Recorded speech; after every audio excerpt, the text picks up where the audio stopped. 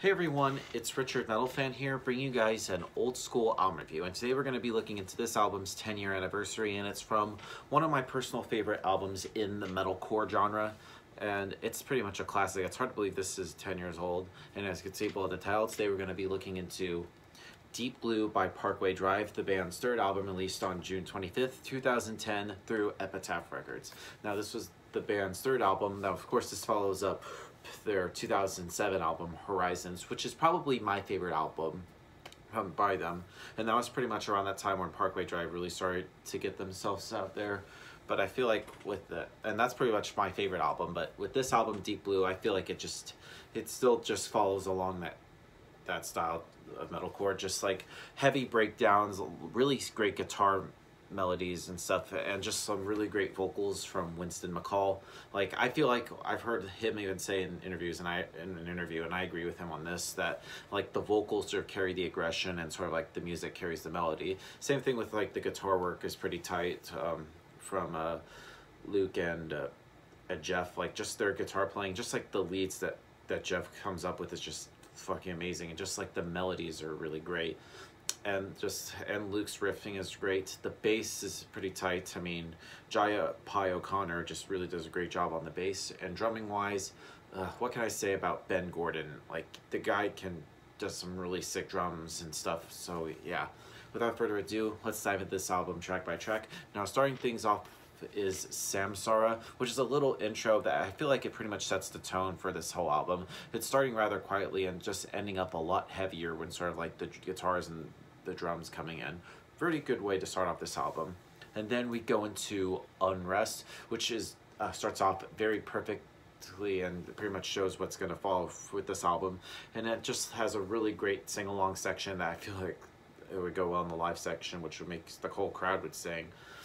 And then moving on to the next song on the album, which is called Sleepwalker, which I believe, the first single from this album. And this song has some really great riffs and some really great guitar work on here. Very good guitar-oriented song.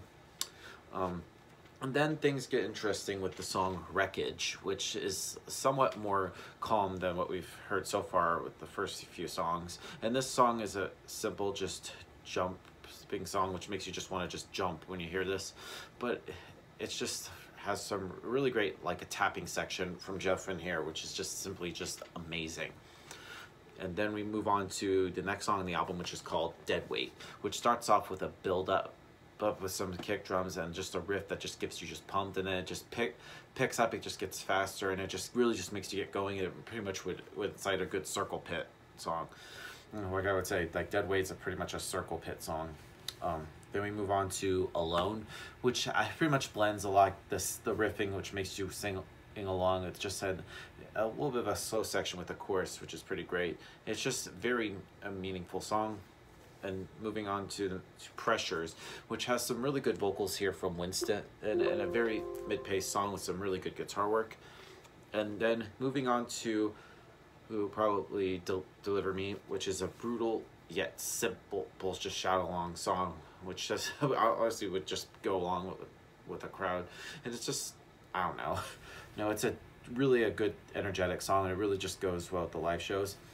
And then moving on to probably Karma, which was actually, believe it or not, the very first song I heard from Parkway Drive and this album, which pretty much what made me become a fan.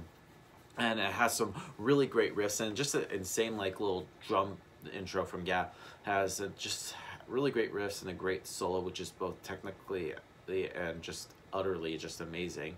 Especially, and I love like near the breakdown in there, or it's just makes you just go hard in the pit. And still, like I said, probably my favorite Parkway Drive song, period. And then we move on to Home is for the Heartless, which is, I feel like the song kind of reminds me of like Carrion from the last album Horizons, which has a very sing-along chorus, and it's very anthemic with the woes section. And this song also features a guest appearance from Brett Gurewitz, who sings in, of course, the band Bad Religion, and he also runs Epitaph Records, which is the label that Parkway Drive are signed on, which is I think he's a really good addition to the song. Moving on to Hollow, which has a really great build-up riff in the beginning, and then just the whole band just like comes in, and this song pretty much has a hardcore vibe to it. I mean, it's no no denying that Parkway Drive were inspired by a lot of like punk and hardcore, even some of the metal bands at their time, but they pretty much incorporate it all together, which we would have metalcore. But I feel like this song just has just straight up hardcore vibe right here. And moving on to Leviathan I, which is another, they're kind of similar to Home is for the Heartless. Leviathan I is just really just an anthemic song. It has some really great musicianship and a great chorus in here. And then Winston just sounds better than ever before. And just the drumming on this song just sounds really great. And then the album closes with Set to Destroy, which is a very interesting way to end this album, as it's only 1.5 minutes long. And it's just very fast and it goes hard. And I just love the as a sick breakdown, which I love how sort of like the tempo sort of like goes to a mid tempo, but then the last 10-20 seconds it just gets fast again, and then boom, the album ends. Now overall, Deep Blue by Parkway Drive is a now I would consider it a classic in the metalcore genre. So if I have to give this album a score, I would probably give this a solid 10 out of 10. It's definitely up there with Horizons. It's hard to say because I think Horizons is their best album, but I think this album is pretty much up there as well, which is why I would give it a 10 out of 10. I would also give it for Horizons. Whoop, spoiler alert. So yeah, that's my review of Deep Blue by Parkway Drive, guys. Let me know in the comments what you guys think about the album, and I'll see you all in the next video. And as always, keep it metal.